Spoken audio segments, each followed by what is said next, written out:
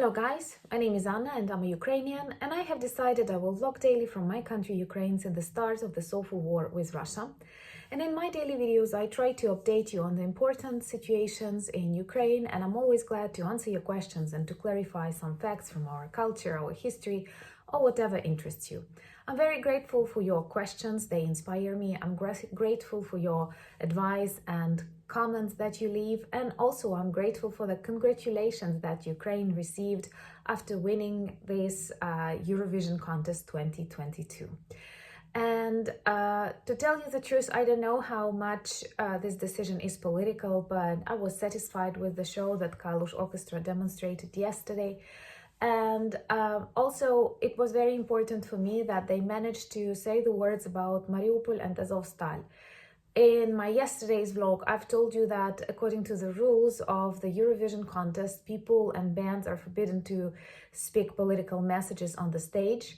And Ukrainians are very grateful for the understanding policy of the Eurovision contest, that it was not a political announcement, but more a humanitarian one. Because in the wartime, taking into account these crimes against humanity that Russia daily commits in Ukraine, it was extremely important to attract the attention of the world to the things that are happening on Azovstal.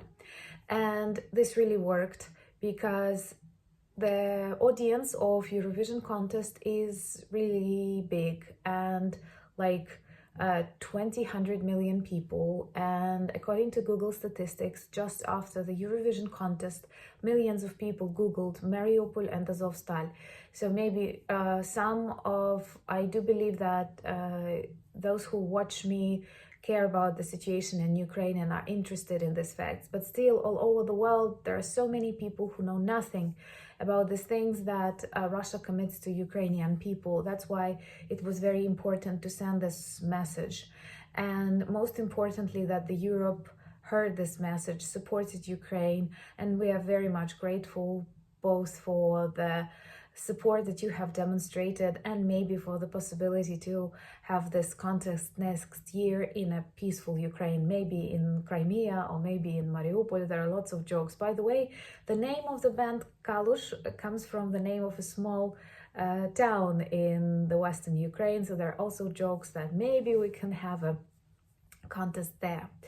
And today's vlog I want to dedicate to Mariupol and Azovstal. I had a separate video where I talk more about Mariupol, and I will link it to this video, but Azovstal is a symbol, a synonym to both human tragedy and human bravery. And of those recordings and videos that you and me can watch on the internet, we see that those soldiers and wounded people who stay on the territory of the plant, they don't want to be martyrs. They want to be heroes, and they are heroes for many people. In my heart and in my head, it's really difficult to imagine something like that is happening, that hell together with heaven of human spirit exists in one place, and that is the plant Azovstal. I have to explain you maybe a little bit more about this location, because even for me, being Ukrainian, it was pretty difficult to understand how come they can fight with Russian soldiers on the territory of Azovstal for so long, because I have this typical imagination that the plant is something small, because in my city the plants that we have, they are small, like big buildings, but they are not very big. And Azovstal is huge, and it is equal like to 1/3 of my city, for example. So the territory is really big, and it is one of the largest metallurgical plants in Ukraine. It's a very important enterprise in general, and it produces the things out of metal. I'm not aware how to name these things in English. And the territory is really big. It has lots of buildings. It has lots of deep cellars that are actually used as bomb shelters. And so even fights on the territory of Azovstal can be equated to the fights on the territory of a city. And it is tragic that I don't know, there are so many reasons, so many explanations, but when you think about that, in the 21st century, People have to be able to save the soldiers, to save the wounded. And I know that fighters of Azovstal address people all over the world, starting from Elon Musk, who is helping Ukraine, and his Starlink is very important for our troops. But also presidents of various countries, and I think that people who stay there, they need the help very much. And the conditions in which they stay are awful. They don't have food. They drink technical water, and they have 1 glass of technical water per day. And what is worse, many of them are wounded, and we see some videos of these people. There are not many doctors or nurses left who can help them. They don't have medications they need, and I know that wives and husbands of those who are on the territory of Azovstal also address various people, including Pope, asking for their attention, asking for their support, asking for the possibility to take people out of Azovstal.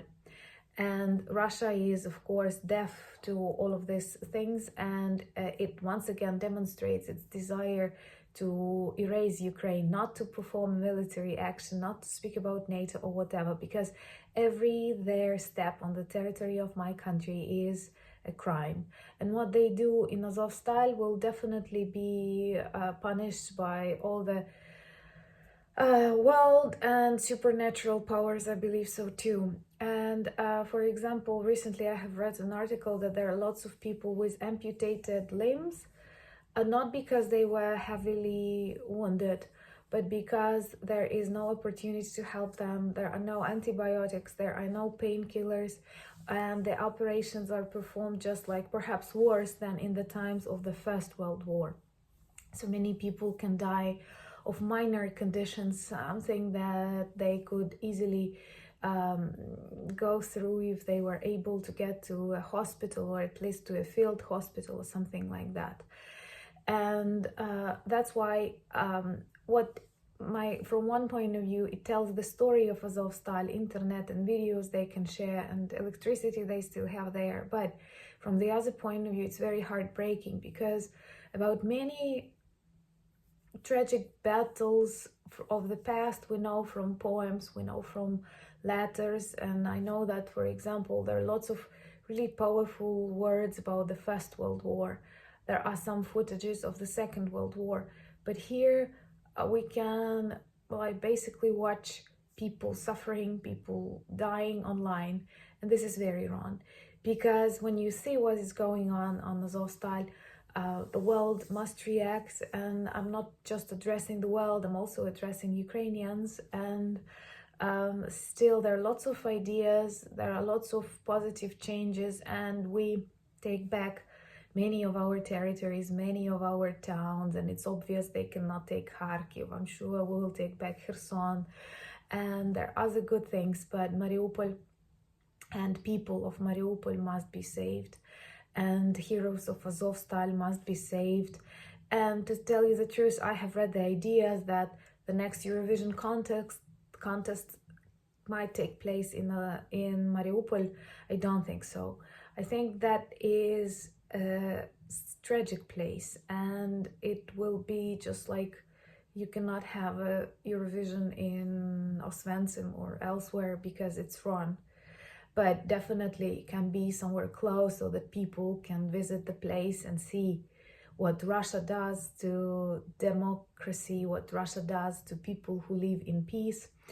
And that's why I'm very grateful for those of you who think about Azovstal, for those of you who speak about Azovstal, and for our Kalush Orchestra that used the opportunity to speak about that on the stage during the performance that was watched by 200 million people. And I'm also very grateful to the Eurovision contest organizers who realized it's about humanitarian help, it's about humanity, it's not about politics.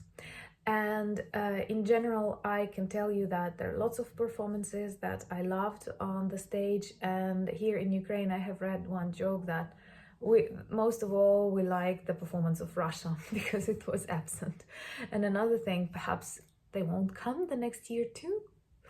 So anyways, thank you for watching. Thank you for buying me coffees and becoming my patrons on Patreon. I'm still learning how to use the service, but I promise I will post more interesting content there. Thank you for your subscriptions. Slava Ukraini!